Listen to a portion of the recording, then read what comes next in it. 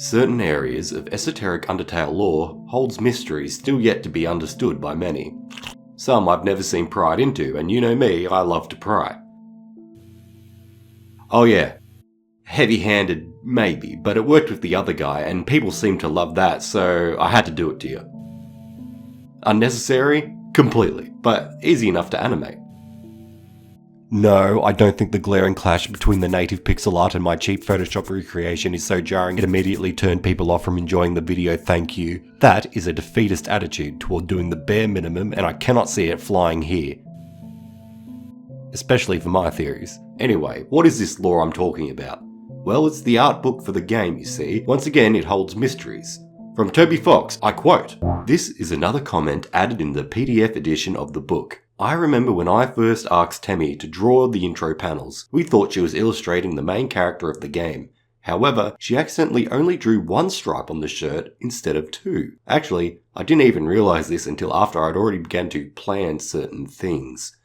But it's really wonderful to see when a mistake can turn into an asset." Interesting, isn't it? You know what's always nagged at me? Your taste in clothing. Don't it just eat it, you two? At the end there, the departing essence of Asriel within Flowey states that you do share the first human's fashion choices. But that's the thing, why do you share that symmetry? What does your Frisk have in common with your first human's fashion? What do you have in common with Asriel's fashion choices? What is the importance of the striped shirts? What has this all got to do with being a flower child? Okay, wait, let me expound on all of this. You wear a light blue shirt with two darker purple stripes running horizontally across your body in light blue pants. That's some new hotness, because Old and Busted was not that. Old and Busted was the first human from the intro of Undertale as well as the Asriel fight flashback. That was very much and distinctly not your new hotness. Through sepia tone, we can see distinctly that they have one large stripe with a lighter different coloured shirt and darker pants. What's that? Oh, you'd want me to believe that it's just a sepia tone obscuring the blue purpleness of Old and Busted, but no. Asriel clearly has a darker, more probably purple colour palette in his sepia tone scenes than Old and Busted has. Plus, the darker pants of Old and Busted show us the first human's true colours, and that was dark to black pants with a yellow and green colour palette, probably if we are to go with the already established shirt patterns and colours, like a certain character we may know. But no matter. I've taken the liberty of colorizing all permutations of what I believe to be all possible color palettes of both the first human and Asriel. But now, why one stripe? Why does New Hotness have two? Well, in terms of stripe lore, I know that, according to Monster Kid, a striped shirt indicates the presence of a child, so kids wear stripes, at least in the underground. This is doubly proven when looking into the closet of both Asriel and the first human's room in New Home. There are a bunch of striped shirts in the closet, or as Kara describes it, our clothes, denoting multiple owners of the shirts and or multiple types of shirts in the closet. So you kids nowadays wear stripes, or at least used to, as Asriel in the first human died years ago. However, of course, the Monster Kid wears stripes, so I'm assuming you kids nowadays do too. But why are you, friend, talking in the first person in Genocide? Basically, what are you? I find it strange that in Undertale, all the monsters that we meet, if they aren't imbued with and or informed with some form of knowledge of humans prior, they are completely unaware that you are a human. Doubly, in Genocide, no one believes you're human, even Asgore. While you talk and act as if you are the first human from time to time, Asgore recognizes your humanity less and less. Essentially, you aren't fully human, are you? Or maybe they just forgot what a human looks like after all this time. Are you the first human? You're not dressed like them, according to the book. Really, what are you? Well, let's see. What's the history of the first human's corpse? Yes, you heard me right. After dying, Asriel absorbed the first human's soul and went to the village where the first human was from, carrying the corpse of the first human with them. Then, after laying down the human's corpse in a bed of golden flowers in their home village, Asriel was attacked and mortally wounded by the villagers. Asriel then took the body of the human back with them to the underground and died. Their dust spread over the garden. The first human's corpse was then entombed in the basement until the queen left, taking the corpse back with her to home in the ruins. But where did she then bury that body? Well, that's simple. Remember how in the True Lab the entries describe the flower seeds as sticky and from the outside world, and that they only appeared just before the Queen left in Asgore's garden? Well, how did the flowers get to Asgore's garden from the first human's village in the first place? Simple. When the first human was laid down in the golden flower patch, some seeds hitched a ride on the first human's clothes, stuck to them due to their stickiness. Azrael collapsed with the first human in the garden, and the seeds fell off the human onto the ground. That's how the golden flowers came to be in the underground in New Home. So how does this help identify where the first human died in the ruins? Well, if the flowers aren't native to the underground, and if some of the sticky seeds were still left on the first human's body, then all we need to do is find an area in the ruins where a bed of golden flowers is growing. That would be a dead giveaway as to where the first human was buried, as that would imply the seeds on the first human's corpse have germinated and grown since then. A kind of flowery grave marker. And where is the only place in the ruins where we find a bed of golden flowers? The very start. The game starts with the first human was buried. But why does that matter? It matters a lot. Look at how Kara describes being resurrected. They were awoken by somebody else's power. Their soul and determination was not theirs, but ours. Flowey also says that you were woken up. They also describe their own gaining of consciousness as waking up. They view your and their own reincarnation as waking up. Not revived, not healed, but woken up. The True Lab also states that the monsters that were once in a fallen down state had woken up and were fine. The flower bed that we start on was stated to have broken our fall, eerily similar to the idea of reversing or stopping someone from falling down. During the pacifist ending, the coffins of all the humans are opened after the souls are released by Azrael, implying the souls went back to their bodies and the humans have left. So the human bodies that have died can be revived if given their soul back, possibly known as waking up from falling down. And if we look at the woken up from the falling down double meanings and assume that the first human's fall was broken according to the flowers, and mix that with the fact that we start with a dirty bandage that echoes the raps we find in the bottom of the first human's coffin, and more importantly, our soul is red, also matching that of the soul of the first human's coffin, and the phrase alluding to these golden flowers breaking our fall must mean that these flowers somehow resurrected us, the player character, at the start of the game. But I don't think we're the first human, not fully. Remember, the art book says that this, two-stripe new hotness, isn't the character at the start due to the one stripe and the colour.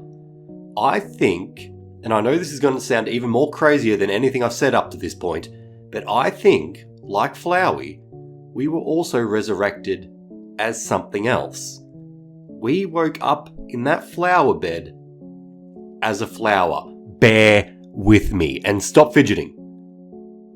Forgot they were there, didn't you? I know I did. Let's look at Flowey when they absorb all of the souls in the underground and finally become what they believe to be their true form. Azrael.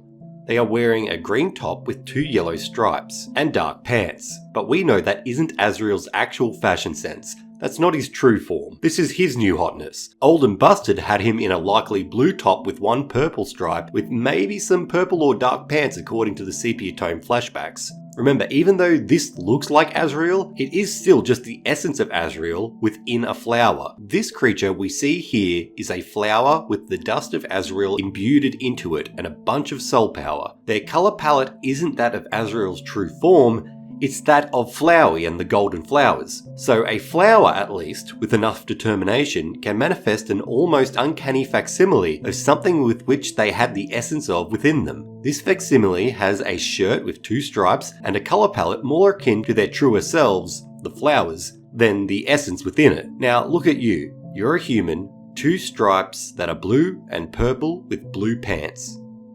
Let's go through some possible scenarios to try and figure out why you are the way you are. 1. The most simplest explanation and the least fun. You aren't a flower and you are an 8th human that has fallen into the underground. You have landed on a bed of flowers that literally broke your fall, and the reason you were wearing what you were wearing means nothing, as you simply just have a different fashion sense from the first human. Boring. Let's get more crazy. 2. You are the first human resurrected. The fact that you share a red soul, the same color of the first human soul that is depicted on their coffin in the basement, you also woke up with an old used bandage on you, similar to the wraps that are found at the bottom of the first human's coffin, implying that they are one in the same. Also, as well during Genocide, you talk as if you are the first human at parts, with red text even at some points, which echoes the color of the first human soul, implying that again, you are the first human. And finally, there's the end of Undertale's Genocide route, where we see what we assume to be the player character talking to us, and they reference themselves with the first human's name. But that doesn't explain why you're dressed different. Again, what the art book states, the first human has one stripe and is a distinct character from the main character that we play as, meaning that you can't be the first human if you aren't dressed at least in the same way we see during the intro cutscenes. So there's the third option. You are a flower like Flowey. So we know that a soul re-entering a human body, as shown by the open coffins at the end of Pacifist, does reincarnate the body. Those corpses weren't as dead as we once thought. And we also know that when a soul is sucked into another being, we see a flash of white light, like we see at the start of the game before we control you and walk around. So let's for a second assume that is what's happening at the start of Undertale. Your soul is absorbed into a flower for some reason, and we started the game. But then what do we make of the body assumedly buried beneath said flowers? As we've discussed, the first human's body more than likely lays underground at this very spot, as shown by the flowers that act as their grave marker. But we see no dirt covering you, no burrowing of the first human out of the ground. You simply appear, much like Azrael does when Flowey absorbs all of the souls in the underground.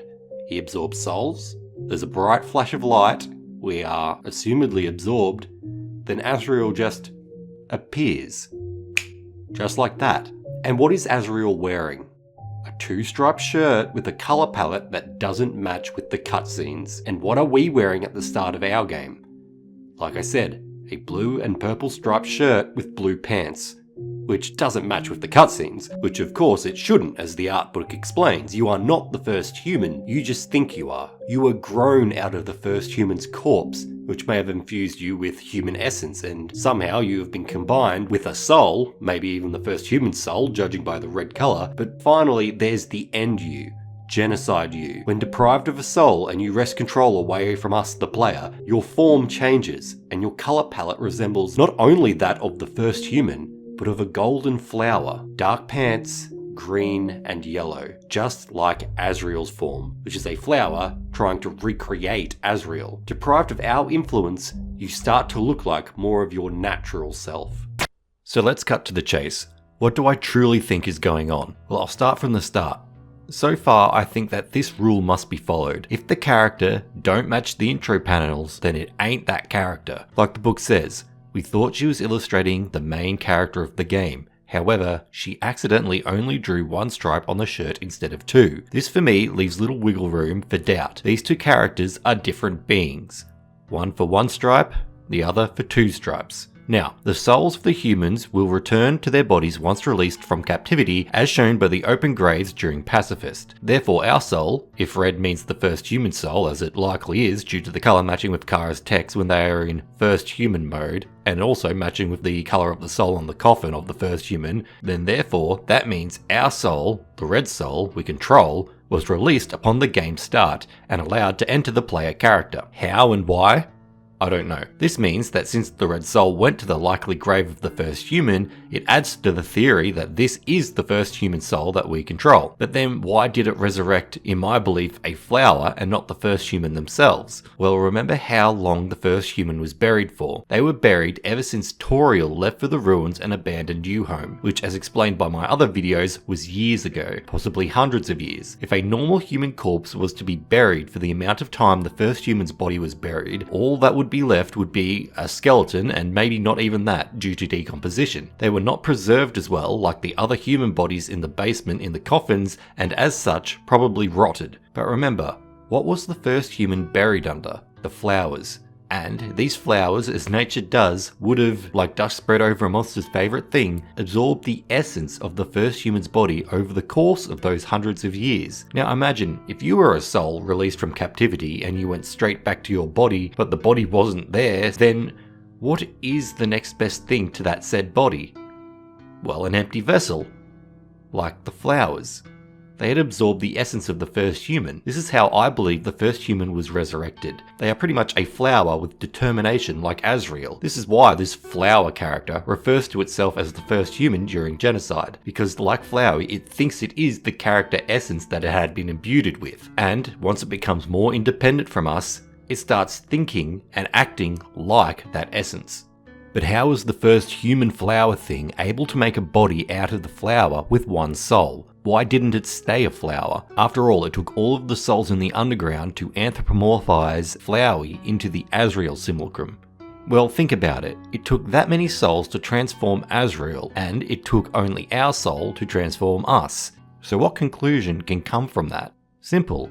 Our soul has the same amount of power as every soul in the underground. For proof of this, look at the Legends of Localization book. There is some lore that can be found when discussing determination, which is, the being with the most determination in the underground, according to Toby Fox, has the ability to control the game's save and load feature. Now, look at what we are able to do within the Azrael fight after Flowey has absorbed all of the souls in the underground. We can still save. Maybe not the game, but within ourselves we have our own way we can save. This indicates that our soul, in comparison to Azrael's soul at this point in time, is either just as or more powerful than all of the other souls combined within Azrael. I believe that that's how our soul is able to change our supposed flowery form into something more human.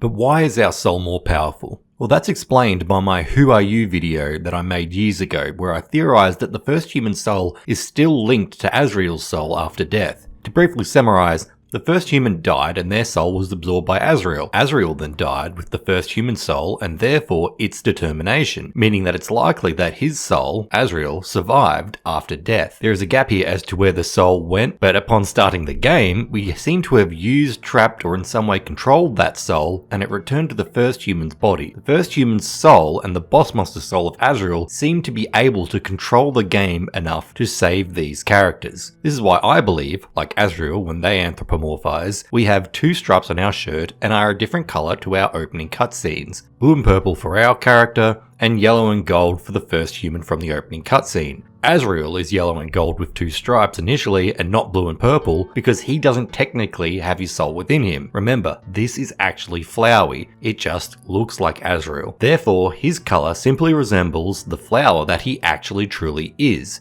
We, on the other hand, start out as blue and purple and relatively innocent, harkening back to the Azrael soul that resides within the red soul. But as soon as we go full Kara, boom, we change into the first human from the intro, and as the body becomes more independent from us, its colours, even if incidentally, reflect that of a golden flower, resembling the body's true nature. But why two stripes and not just one for both Azrael and our character initially when we first become human? Well, maybe it's just what flowers do when they become human, or just Toby Fox's way of distinguishing a flower from a real person. And we do know that in Deltarune, the type of flowers that Flowey and possibly the player is born from do have different coloured varieties, as shown by the flowers in Asgore's flower shop. So our different colours could be that we are just born from different flowers with different colours. And as an aside, all of the bodies in the Maker in Deltarune have two stripes that adorn their body. However, they are also referred to as a form or a vessel, like the True Lab notes do with the flowers.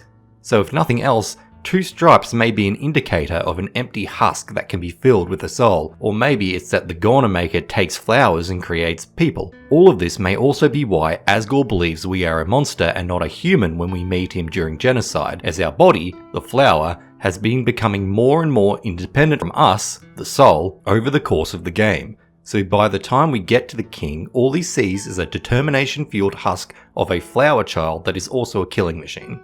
There are so many more questions I want to answer, but I'm veering away into another video's territory, so I'll stop here. But trust me, your secrets aren't safe with me. And I need to delve deeper. I need to continue.